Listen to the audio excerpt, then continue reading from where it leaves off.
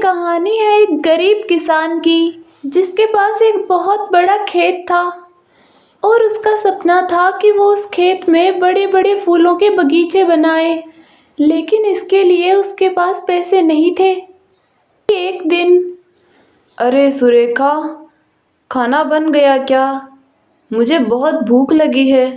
हाँ हाँ बन गया है, आप हाथ धो के खा लीजिए। क्या बनाया है आज खाने में? घर में थोड़े से चावल पड़े थे तो उन्हीं को उबाला है। हाँ, पता नहीं हमारे अच्छे दिन कब आएंगे और हम भी अच्छा अच्छा खाना खाएंगे।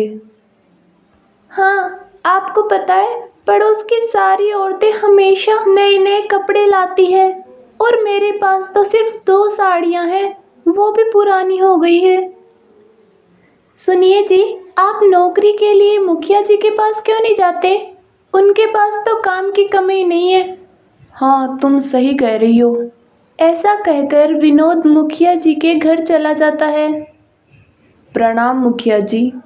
हाँ, कहो। मुखिया जी, मैं बहुत गरीब हूँ और मुझे पैसों की बहुत ज़रूरत है। क्या आपके यहाँ मुझे कोई काम मिल सकता है? हाँ, क्यों नहीं, तुम आज से ही काम शुरू कर सकते हो। ये सुनकर विनोद बहुत खुश हो जाता है और उसी दिन से काम शुरू कर देता है और विनोद पूरे दिन काम करता है। लेकिन वो सोचता है, अगर मैं थोड़ा और काम कर लूँ तो मुझे ज़्यादा पैसे मिलेंगे और मैं अपनी पत्नी की इच्छाओं को पूरा कर सकूँगा। ये सोचकर विनोद मुखिया जी से कहता है, मुखिया जी, मैं थोड़ा और काम करना चाहता हूँ। हाँ ठीक है, तुम और काम कर सकते हो। विनोद खुशी खुशी अपना काम करता है और अपने घर जाता है और नौकरी की बात अपनी पत्नी को बताता है। ये बात सुनकर उसकी पत्नी सुरेखा बहुत खुश होती है। अब अगली सुबह विनोद सुबह जल्दी उठकर काम पे चला जाता है और पूरे दिन मेहनत करता है। ऐसे करते करते 1 महीना बीत जाता है। एक दिन सुरेखा विनोद से कहती है, सुनिए जी, आपको मुखिया जी के यहाँ काम करते करते 1 महीना हो गया है, तो आप उनसे पैसे की बात कीजिए ना।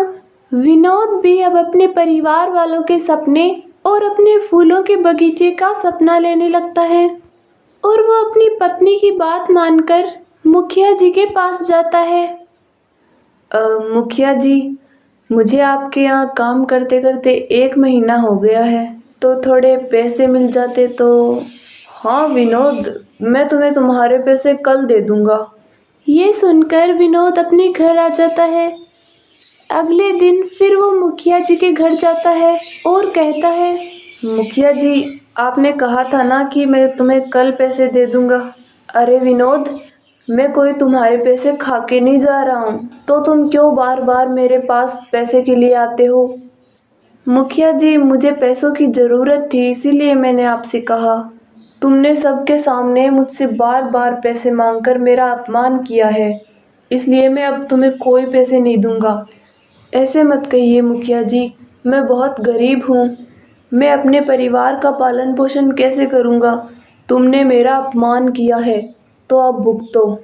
ये सुनकर विनोद अपने घर की ओर चल देता है। ये मुखिया जी ने अच्छा नहीं किया, वो मेरी मेहनत के पैसे थे। अब मैं सुरेखा को क्या जवाब दूंगा?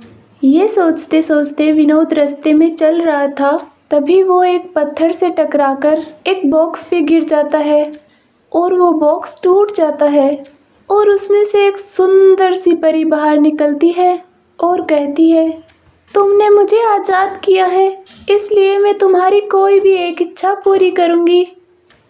परी, आप मेरी एक नहीं 2 इच्छा पूरी कीजिए। हाँ ज़रूर। मेरे पास एक बहुत बड़ा खेत है और मैं उसमें फूलों की खेती करना चाहता हूँ, लेकिन उसके लिए मेरे पास पैसे नहीं हैं, तो आप मेरी मदद करिए।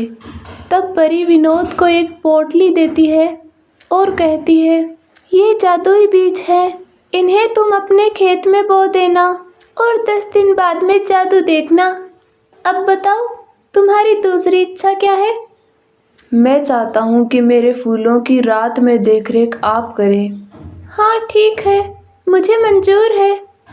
अब विनोद अपने घर चला जाता है और सारी बात अपनी पत्नी को बताता है।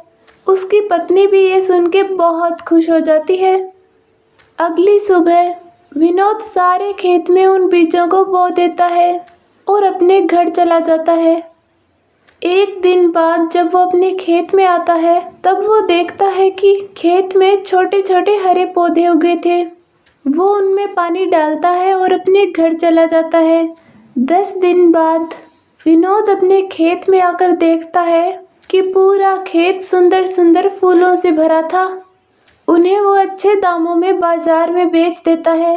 अब विनोद हमेशा नए नए फूल उगाता और उसके सारे फूल जल्द ही बिक जाते।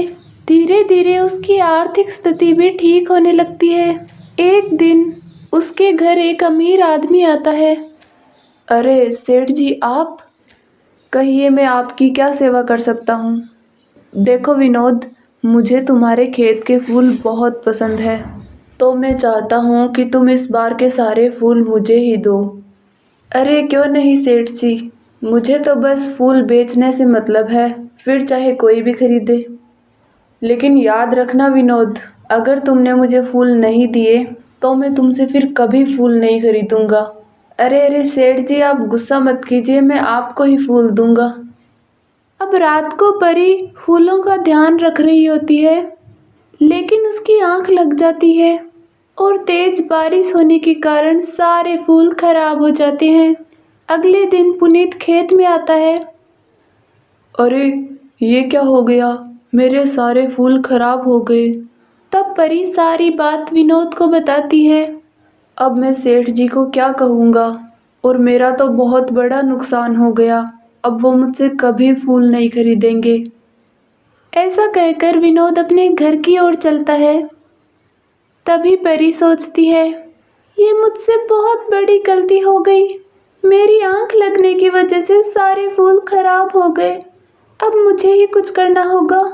परी अपने जादू से सारे फूल सही कर देती है और विनोद उन सारे फूलों को अच्छे दामों में सेठ को बेच देता है। लेकिन उन सारे फूलों में से एक सबसे सुंदर फूल निकालकर वो परी को देता है।